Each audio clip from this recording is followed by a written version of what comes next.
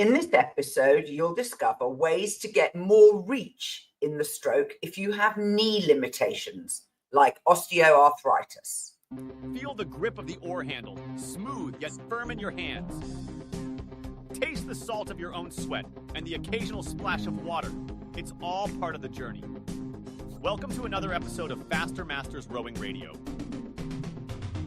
Each week, our host, Masters rowing coach Rebecca Caro, dives deep into the world of Masters rowing. Whether you're on the water or in the gym, join us to become a faster master. Let's go rowing.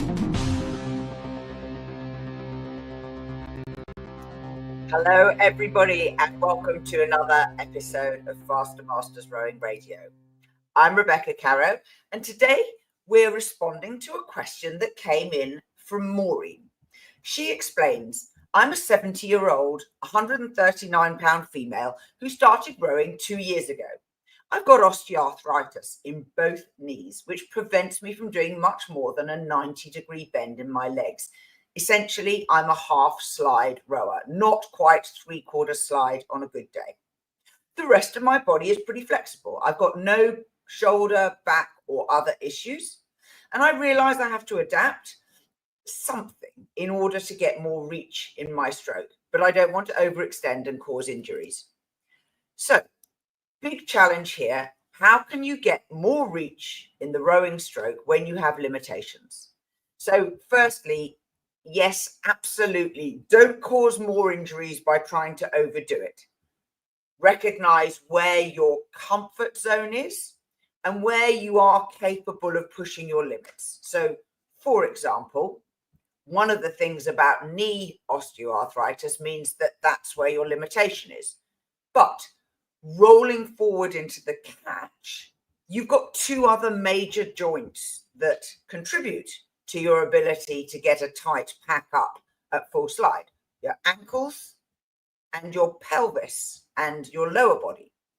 So maybe one of the things you could look at is doing a functional movement assessment to find out how much mobility you've got in those two other joints and whether or not that's something that you could address with sports massage, with osteopathy, or some other form of therapy that can help to lengthen your tendons, make those joints more mobile to compensate for the fact that your knees definitely are not going to become more mobile. If you're interested, there is a free functional movement assessment on our website. Go to our programs page and look for the label that says free stuff. So let's have a think about compression. Yes, the ideal that we're all heading towards is to get our shins vertical at the catch, your heels lift up so that you're on the balls of your feet, your back is rocked forwards so that your shoulders are sternward of your hips. So one thing that I would say that you can start to look at in terms of how the boat is set up is to increase the vertical height between the bottom of the heel of your shoe and the top of the seat that you're sitting on. Typically, for a women's boat, particularly a light woman's boat, for someone of your size and weight, this is between 15 and 16 centimeters measured vertically. So you push the heel of the shoe down so that it's touching the foot stretcher and put a tape measure in there and extend it vertically and then slide the seat forward and measure off the lowest point in the seat. There's a little dip that you will see. You have to get your head right down so that you can get a straight eye line, or put something horizontal along the top of the seat so that it intersects with the vertical tape measure. Don't let the tape measure be at an angle. Make sure it's vertical. So there are a few things you can do to increase this. Try, if you can, to get to over 17 centimeters. You can lower the shoes where they're mounted on the foot stretcher. There's usually a plate with between 3 and 5 holes, and you can lower those down. Beware if you put them very low and you've got short legs. Some boat designs, the deck, that the flat bit where your slides are, will then cut into your calves, and that's not ideal because then you can't get your legs straight. So there's a compromise there. The other thing you can do, which is a cheaper and quicker option is to use a seat pad. Now, seat pads come in different designs. Some of them are squishy ones that are designed for comfort. What you need isn't one of those. You need a solid foam pad. And you might find the best way to do this is to go to a DIY store or look for some packing material that came with something you've purchased that has that sort of expanded plastic. It's not polystyrene, it's a flexible plastic. And you could glue layers of those together or cut them to the same shape and then tape them together with electrical tape so that you've got a good 1 centimeter height. And when you sit on it, it also needs to stay at 1 centimeter. So obviously, if it compresses a lot, you aren't quite getting that. So try that. You might want to test it out on a rowing machine first. So lowering the feet and raising the seat on a rowing machine. Then, because you're in a stable environment, you can put a mirror up so that you can actually look at yourself sideways and see whether the angle of your shins gets a little more vertical with making that adjustment to the vertical height between the bottom of your shoe heel and the seat.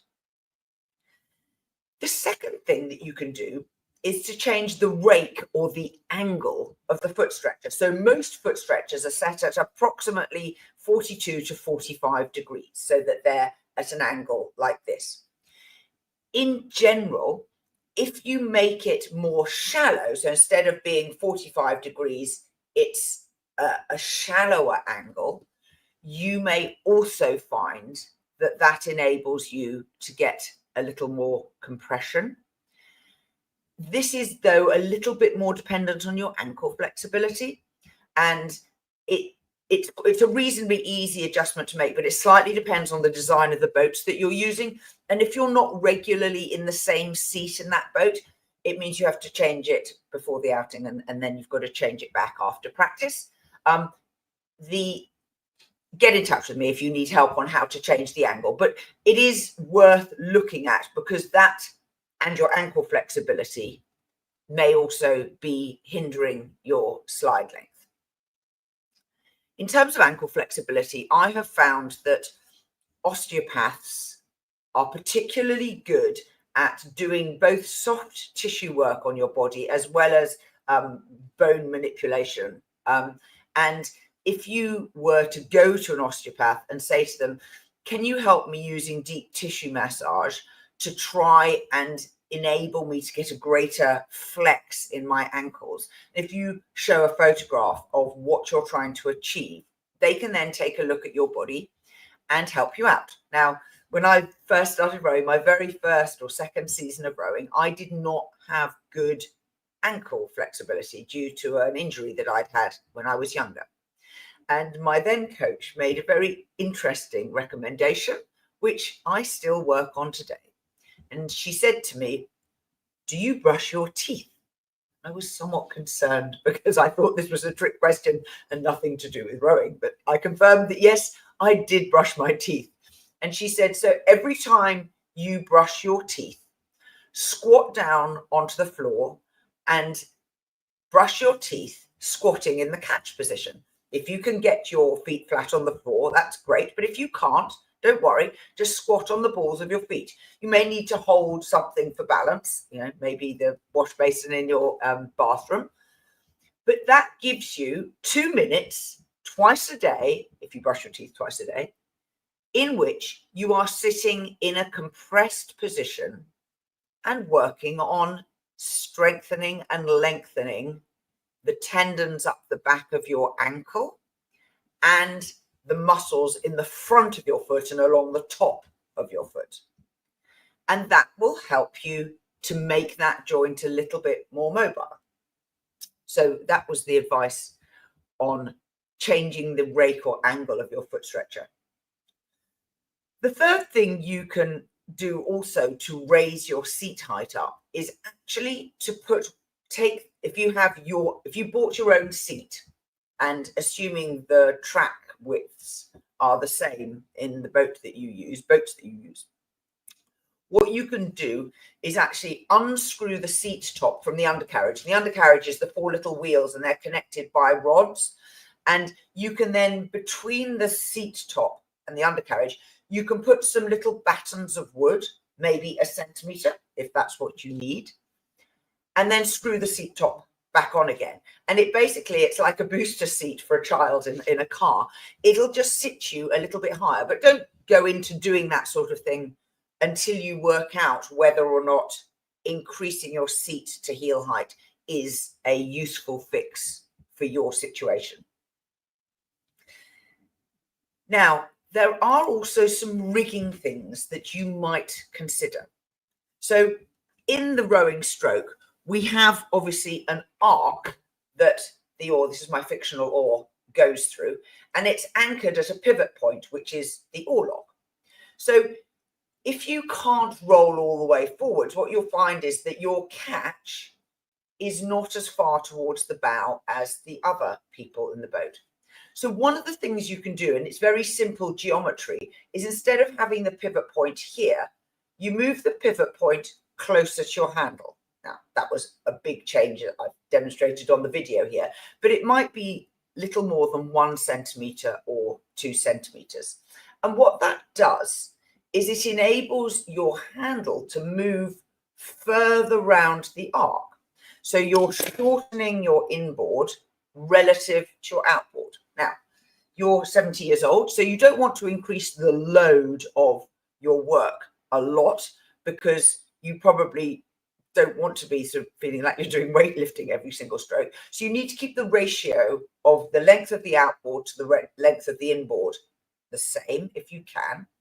But if you row with slightly shorter oars and a slightly shorter inboard, what you will find is it'll do two things. One is it'll adjust your position in the boat. When you sit at the finish with the gap between your handles at the finish, which is usually 1 to 1.5 fists widths, it'll adjust you closer to the stern so that, yes, your finish angle may not be perfectly in line with the rest of the crew, but it will allow you to roll forwards and you'll be set up a little closer to the stern than everybody else, and hopefully make your catch angle a little more aligned with everybody else.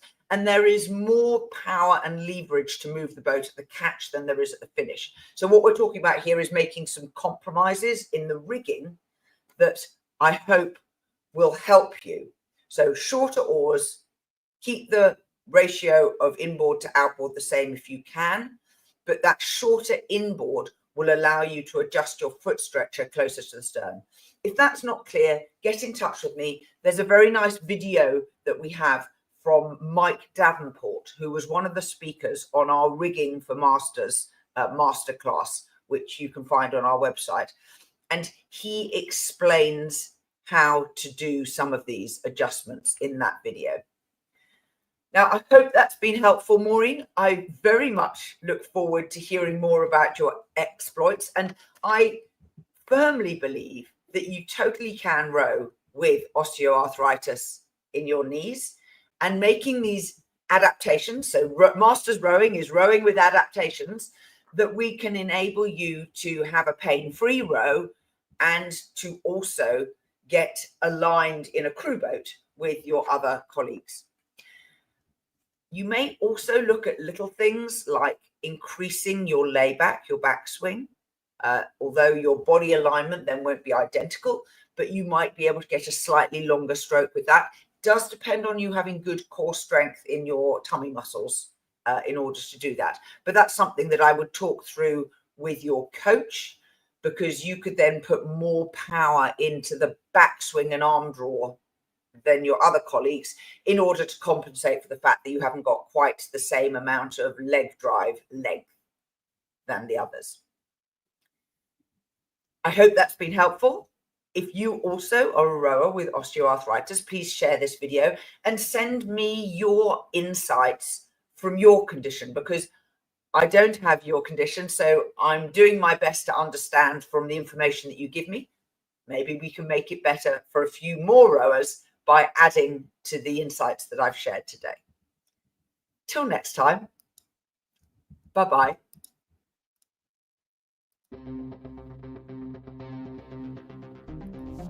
We are part of the Rowing Chat Podcast Network. Please tell your fellow rowers about the show. If you've learned just one helpful thing from today's episode, please please consider supporting the show for as little as $1 per month by visiting fastermastersrowing.com/podcast.